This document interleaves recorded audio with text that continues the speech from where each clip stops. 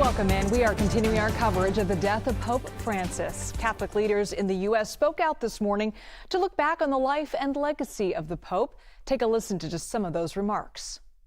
He'd be the first to admit that perhaps the abundant gifts that God had given him were evident elsewhere, in his simplicity, in his humility, in his easygoingness. These were gifts that he stewarded so well. But yet, here's a biggie too. He taught us at the end by allowing us to watch him die. He taught us that who we are is more important than what we can do. I think it was admirable that here is someone who, as I mentioned, was rather significantly ill and made every effort to make those appearances, especially during these great holy days in the square. You saw when you watched the news what great comfort and assurance that it gave to the people as he passed by them in the square. It was characteristic of him. The Pope's legacy is that he is the Pope of the poor, the Pope of the marginalized, the underprivileged. He's also what I'm going to call a reformer Pope, because he made a lot of changes to the way the Vatican is run, the way the church is run.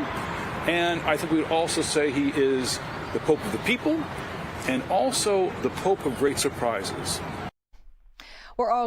Gail King also spoke with Father Greg Parcel this morning, and he currently serves as the associate pastor of St. Patrick's Catholic American Parish in Rome. The father met with Pope Francis for a one-on-one meeting during his time in the Vatican. Now, this was his main takeaway from that moment.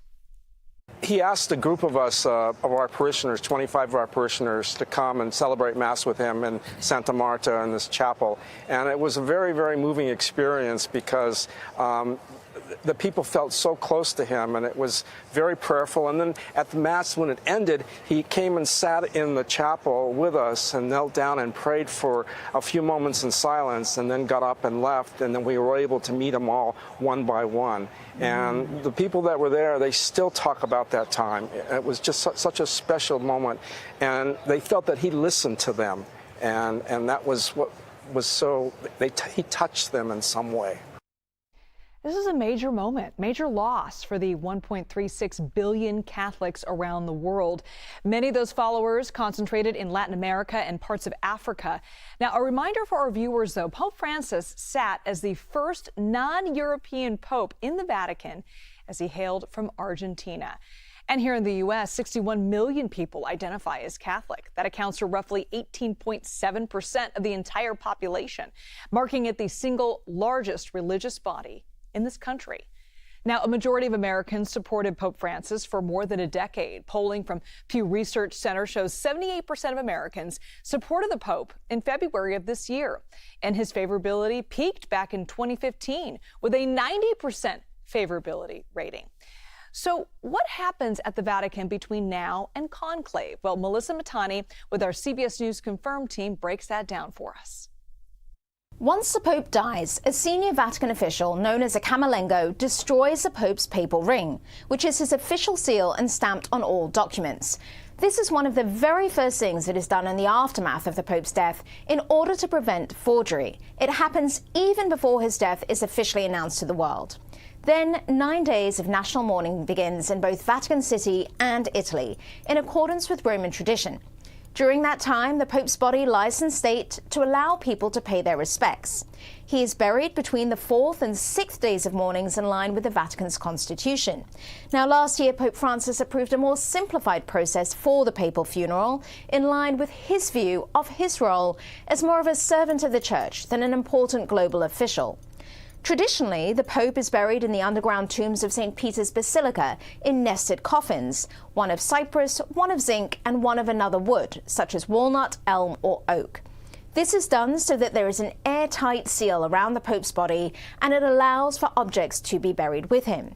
However, Francis decided to only be buried in a single zinc-lined wooden coffin instead.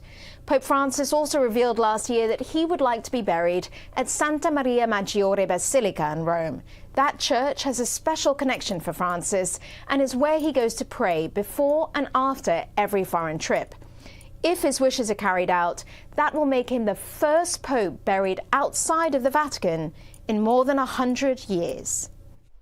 I love hearing these details. It really speaks to who Pope Francis was. I want to turn now to Father Daniel Grudy, the vice president and associate provost at the University of Notre Dame.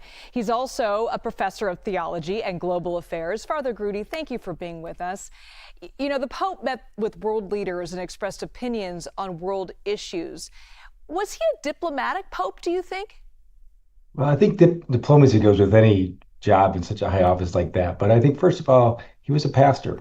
And he was a person trying to follow the call of Jesus and really the call of the gospel. So in that sense, he always needs to be looked at first and foremost as a person who is a human being, a Christian, and a person who's a pastor.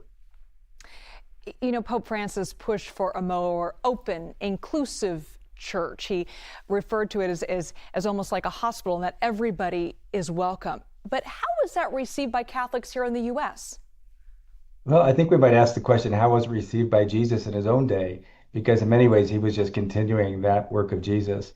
Because Jesus welcomed everybody to the table, so much so that he rejected rejection, because he knew that the pain of every human being that's the hardest is that of exclusion. So he wanted to include people to the table, especially those who are most marginalized and excluded.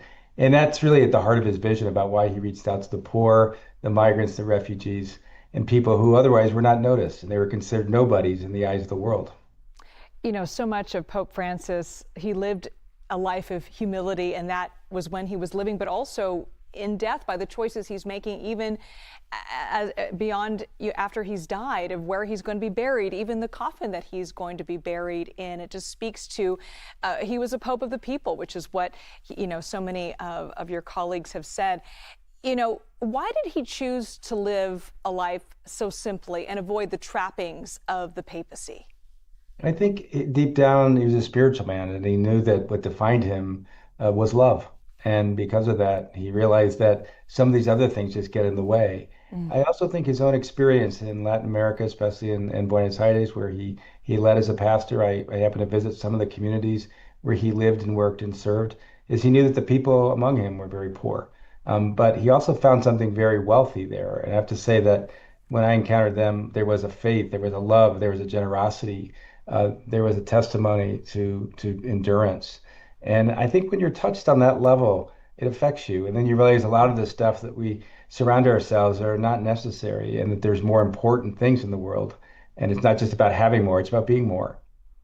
It's very heartwarming to hear some of the stories of his papacy, and that, you know, his security team would get very frustrated because he'd always want to go and greet people, and he didn't necessarily want to ride in the Pope mobile with all the high security. He wanted to drive around in a more humble vehicle. He really was a remarkable person. He was. In fact, when he wanted, at the beginning of his papacy, he went to Lampedusa because he heard about a shipwreck that happened in the middle of the Mediterranean. Only 8 people survived, and they survived by clinging to a fishing net. But when the fishermen saw them cling to the net, instead of saving them, they actually severed their nets. And he was so moved by the indifference to these refugees that he went out to this island and he celebrated Mass to remember these people. But he consistently sort of tried to reach out to people who were excluded. And he wanted to say that God loves you and that you're someone and that you're important to God and you're important to the human community. So that humility came naturally to him. And I think it flowed out as a natural extension of his love for God. Father Daniel Grudy, thank you so much for being with us. Thank you, Liz. All right, let's turn now to CBS News papal and Vatican contributor and consultant Delia Gallagher, who is reporting for us from Rome. So Delia, what type of reaction are you seeing where you are? Well, Liz, I have to tell you the difference between yesterday and today, as you can only imagine down here in St. Peter's Square. Yesterday, with the big Easter Mass, the last time we were able to see Pope Francis going through the crowd in the Pope Mobile on the loggia, on the balcony of St. Peter's Basilica, giving his final blessing, and the crowds just applauding and sending their love to him. Versus today, obviously, we got the news at about 10 o'clock this morning, Rome time, and there are still plenty of people who are coming through the Basilica, but we won't be able to see Pope Francis in his coffin until Wednesday. The Vatican has said that they will do the lying in state on Wednesday. This evening, they will take his body, which is currently in the Casa Santa Marta, where he lives, and place it in the coffin. And then on Wednesday, it will be available for public viewing. A lot of sorrow, as you can imagine. Many people commenting on how much they loved this Pope, whether they were Catholic or not. That's one of the main things about Pope Francis, that he was a figure really for the world. Liz? And Pope Francis, Delia, was a pioneer in so many aspects. Can you talk a little bit about some of the things that really set him apart, not only in the church, but from other popes?